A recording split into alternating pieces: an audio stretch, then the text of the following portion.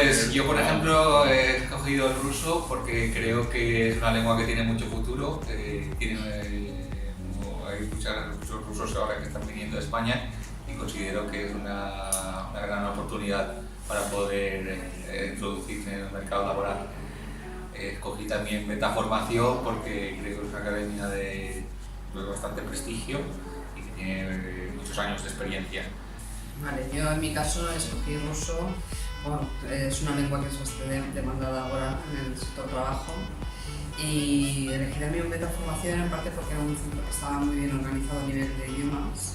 Bueno, pues yo elegí Metaformación porque tiene un nivel de idiomas elevado, tiene prestigio, ya había realizado un curso de ruso con ellos y quedé muy satisfecha del nivel de enseñanza con el profesor en concreto y estoy realizando otro curso de ruso para tener más nivel para poder acceder al mercado laboral.